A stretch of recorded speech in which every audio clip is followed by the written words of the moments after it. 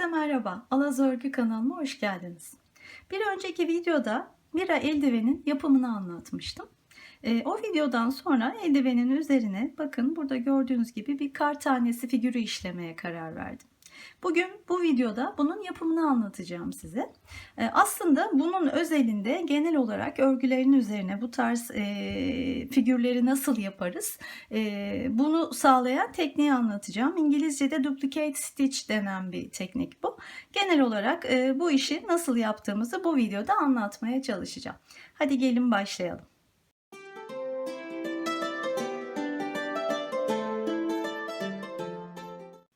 Evet, anlatımı şöyle küçük bir örgü parçası üzerinde yapacağım.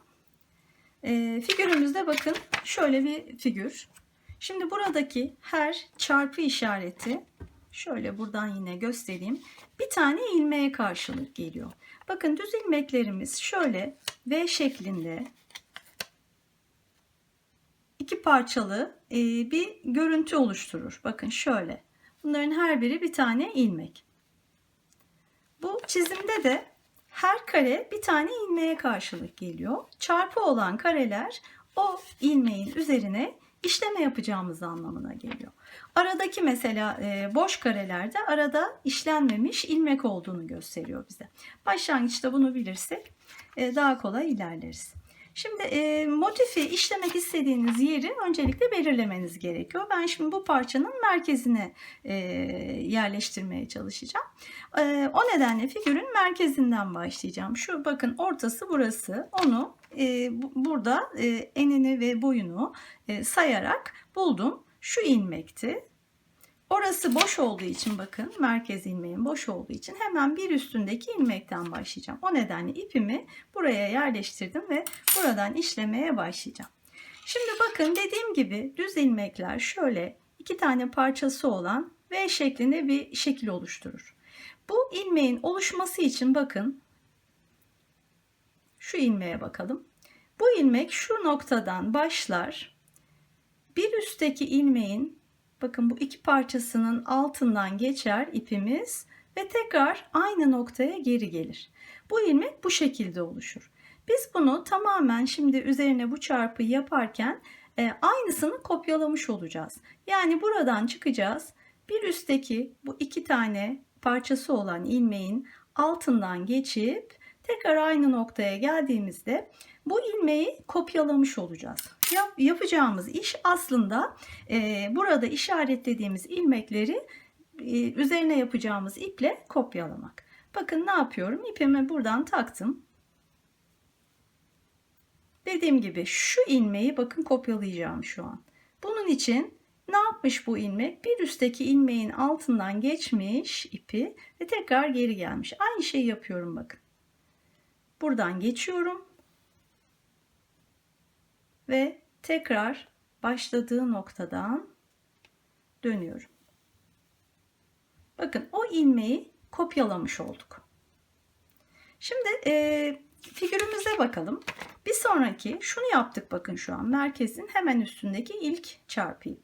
Hemen bir üstü boş görünüyor bu kare. Demek ki buraya çarpı yapmayacağım. Ondan sonrakine yapacağım. Şimdi bunu nasıl yapıyorum? Eğer hemen bir üstündeki şu ilmeği çarpılamış olacak olsaydım eğer bakın o ilmek nereden başlıyor? Buradan başlıyor. Şu ilmeğin altından geçip geri geliyor. Dolayısıyla şuraya çıkacaktım iğnemi. Buradan başlayacaktım. Ama ben şu an bunu yapmayacağım. Bir sonraki ilmeğe geçeceğim. Demek ki bu ilmeğin başlangıç noktasını bulacağım. Neresi? Bakın burası. Buradan başlayıp bu şekilde tamamlanıyor. O nedenle buraya yerleştireceğim iğnemi şimdi. Mantığını anlarsanız sonrası çok kolay olacak. Şimdi bakın bu ilmeği kopyalıyorum. Dolayısıyla buradan geçiyorum.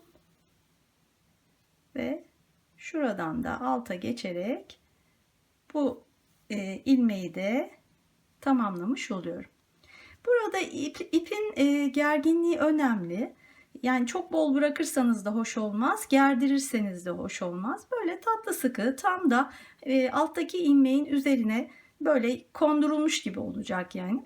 O şekilde ayarlayabilirsiniz.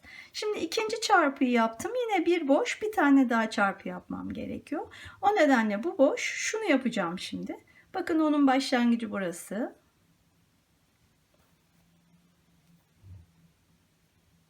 Buradan devam ediyor bu ilmek. Ve burada, şurada başladığı noktada tamamlanıyor. Bunu da yaptık. Şimdi bakın neredeyiz? Bu ilmeğin hemen yanının bir üstü, bir sağ tarafının, aynı şekilde sol tarafının bir üstü. Buralara da birer tane çarpı konduracağım. Nasıl yapacağım bakın. Bu ilmeğin yanındaki ilmek bu. Buna değil, şuna yapacağım. Onun başlangıcı neresi? Şuradan başlıyor. Şöyle tamamlanıyor.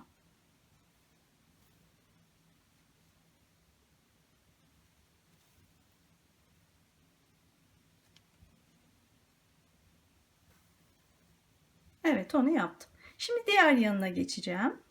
Hemen yanındaki ilmek bu. Bunu değil, şunu yapmalıyım. Başlangıcı burası.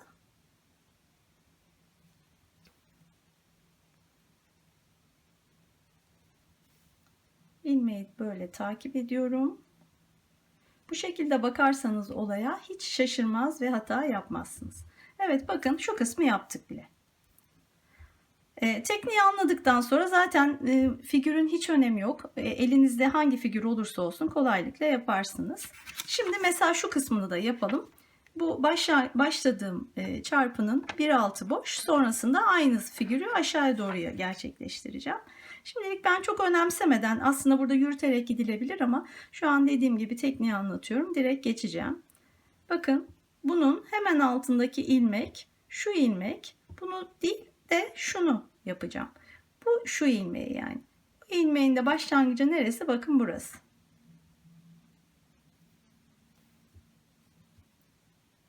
Böyle devam ediyor o ilmek.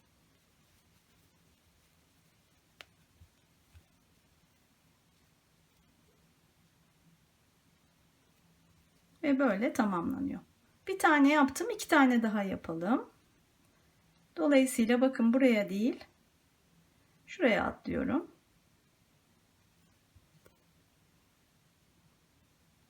Buradan geçerek ilmeği tamamlıyorum. Sonra da yine bakın şuraya değil, şuraya atlıyorum.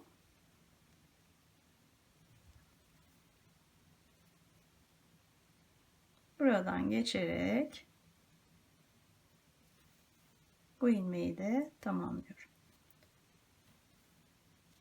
Şimdi aynı şekilde bu ilmeğin hemen yanının sağ altı ve hemen yanının sol altı, birer tane de onları yapalım.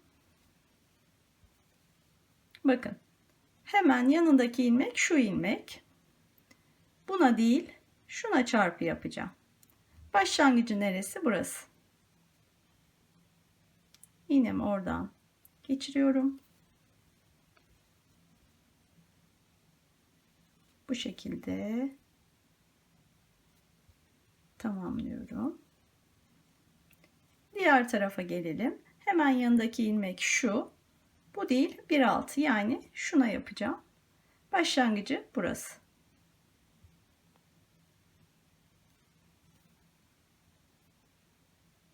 Onu da bu şekilde yapıyorum. Evet, bakın şu kısmını tamamlamış olduk motifin. Artık şu kısımlar kaldı. Daha fazla uzatmayacağım. Tamamen teknik aynı. Şu çarpıyı bulacağız. Yani bu iki ilmeğin arasındaki, şu ortadaki, şu değil, şu, yani şu ilmeğimiz. Bu ilmekten başlayacağız ve sırayla diğer çarpılarımızı da yapacağız. Yöntem öğrendikten sonra her türlü figürü yapabilirsiniz. Farklı farklı renklerle farklı çalışmalar yapabilirsiniz. Tamamen bu iş sizin hayal gücünüze kalmış. Umarım faydalı olmuştur. Umarım anlatabilmişimdir. Böylece bu videoda anlatacaklarımın da sonuna gelmiş oldum. Beni izlediğiniz için çok teşekkür ediyorum. Kanalımı takip etmeyi unutmayın lütfen. Beğeni ve yorumlarınızı esirgemeyin. Bir sonraki videoda görüşünceye dek hoşça kalın, sevgiyle kalın.